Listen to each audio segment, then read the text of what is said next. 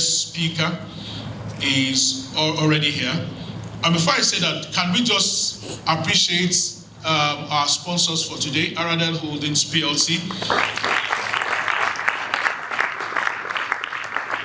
I want to say a big thank you to them for sponsoring this event and making it happen. All right. So a very big thank you to Aradel Holdings PLC, and we have several members of their executive management here with us, and some of them are actually our mentors this morning. So we have with us this morning the MD CEO of Aradel Holdings PLC, Mr. Gbite Falade, and I just would like to read his bio before he comes up to share a few insights during the plenary session. Mr. Falade is a first-class graduate of Electrical and Electronics Engineering from the University of Ibadan. And those of you who are on this table, you're already blessed, right? Okay. He holds an MBA from Warwick Business School, Coventry in the United Kingdom. In the past 15 years, he has served in various senior executive positions in the oil and gas, power and services sector, with responsibilities for engineering operations, project execution, commercial clients and stakeholder management, strategy and enterprise development.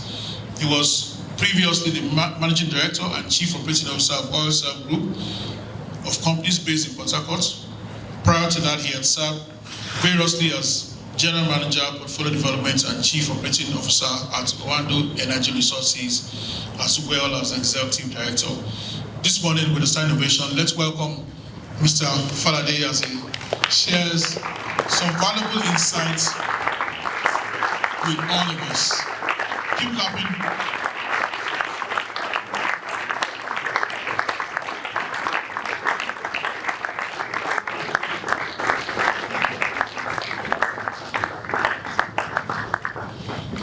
Good morning, please. You may have your seats.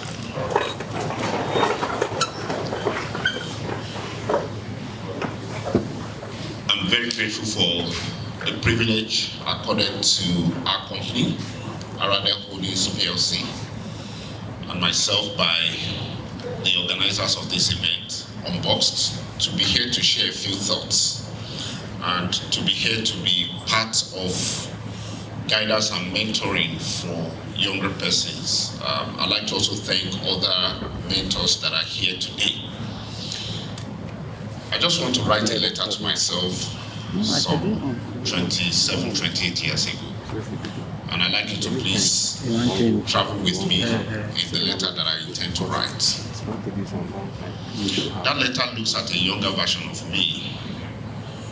Maybe I would say about 28 to 30 years ago, still trying to grapple with what do I want to do in the future. And as I look at the younger version of me, I remember some conversations that my dad had with me. And those conversations revealed his own time when he was just like me. And he was thinking about his future.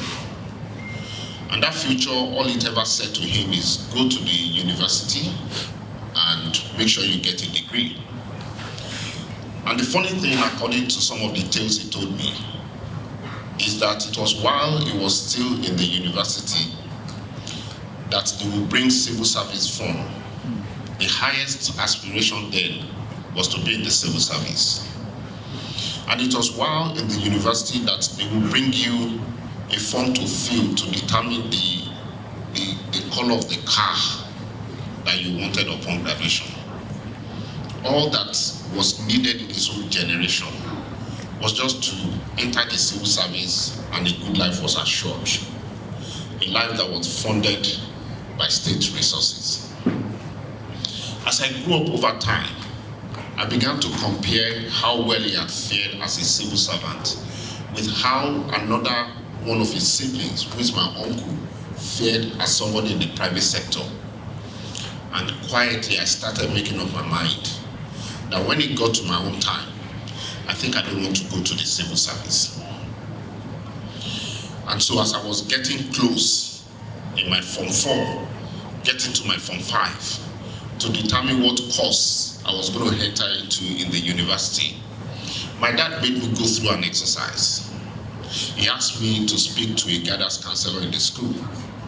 And the guidance counselor asked me to go to the school library and compile newspapers for the last 6 months, and then to take a view around all the vacancies, what kind of jobs were being advertised for. And so I went through that exercise, and very soon it became clear to me that the courses that were mostly advertised for over 6 months that I carried out that exercise were either in the engineering sector or accountancy. And so I started thinking, should I be an accountant or should I be an engineer? I was looking at the data was smiling back at me. And so I went to school, I made up my mind I was going to be an engineer. A number of things happened. And from the life of my uncle, it seemed that all that we needed to do was just get your engineering degree, get a good institution, preferably a multinational, that has good training program, that has security of job, that has good exposure, and that has good pension program. And then I went through. And today I'm stuck in that space. I fast forward to today, and I'm looking at my own son. And he's about to take the same decision that I took some 30 years ago. And I'm wondering what kind of advice will I give to such a young boy. Would he still be one of either civil service or private sector? And as I continued to socialize my thoughts around that, it became clear to me that the issues confronting him today and confronting a lot of young professionals is totally different from what confronted me 30 years ago, and it's totally different from what confronted my father. So what has changed that we need to factor in? First, for those who are trying to make selection around what course or what career should I pursue? In answering that question, I fantasized a bit around and looked at the Global 2000 rating, which is a rating of the top companies in the world. That rating started in 2003. And what struck my mind is that the companies that featured on that list in 2003 and the companies that featured on that list in 2022, they have changed dramatically. In 2003, it was companies like the manufacturing companies and the oil companies. In 2023, a number of those companies are no longer in the top 20 or the top 50. We have new entrants like the tech companies, like the Googles of this world, like the Metas of this world. We have companies that are into e-commerce. These are the ones that have dominated.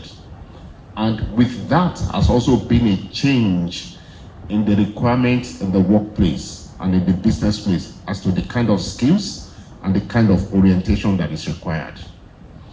Before, 40 years ago, all you needed was just a good job. You didn't even need to have a side gig, and you are okay. As time went on, it became apparent that we are not just working for the purpose of let me work and retire, that we needed to do something more if we're going to improve our standard of living. So really, let me speak about 2 or 3 things that I think has changed over the last 40 to 50 years. The first one of that, and I will speak in no particular order, is that the current workplace today does not require how well you do the job. It requires what is the big picture that you see. The days when all you needed to do was just to show up in the office, clock in, do your bits, clock out, go home and expect a paycheck, those days are gone. We are in the days now where for you to be relevant and for you to hit the zenith of your career as professionals, you not only need to understand the rudiments of what you do on your desk, you need to see the bigger picture that your company is into. It is people who can connect what they do on their desk to the bigger objectives and aspirations of the enterprise. They are the ones that are able to go far. they are the ones that are able to last the distance. They are the ones that are able to read the signs and adjust their own training to suit what is going on. 40 years ago, in the industry where I work, chances are that if you joined as a geologist, you probably for the next 20 to 30 years will remain a geologist. Today, it has been established that many professionals go through minimum of 2 to 3 job changes before they retire. And so you find somebody who started off as a lawyer, at some point becoming a finance expert. You find the person who is a finance expert at some point being a communication protocol person, an expert. And so today, it is not so much about where you started off from. It's about what is the bigger picture that I see and what is the adjustment that I need to make to continue to make myself relevant. In fact, I'm not trying to say that our university education is not okay. It is, because it establishes that you come with the right capacity to interrogate issues. You come with the right logical and analytical mindset. But it goes beyond the fixation on I studied mechanical engineering, so I must work as a mechanical engineer. I studied as a graphic artist, and so when they are talking about fintech, I should not look in that direction. The world that the junior version of me is in today is a world that has multiple tracks. It's a world that will require that you start from a particular place. You continue to work your way to become an expert, and at some point, you learn where you need to make the detours to broaden yourself so that you continue to be relevant. But most importantly, it goes beyond just turning up to do your duty. It's about the bigger picture. And how do I connect with the bigger picture? I'm really trusting and hoping that our caucus meetings at our various tables with our mentors today will help us to explore further, learning from the wealth of those who are sitting as our mentors, how they've navigated this, and what we can learn right from a much younger age, so that we don't repeat some of the mistakes that some of us have made, and we can start off at a whole lot better height. Once again, thank you. Thank you for listening to my hopefully not too boring speech. Hoping that the real speech is going to happen at the table. And I wish all of us a very fantastic time today. Thank you and God bless.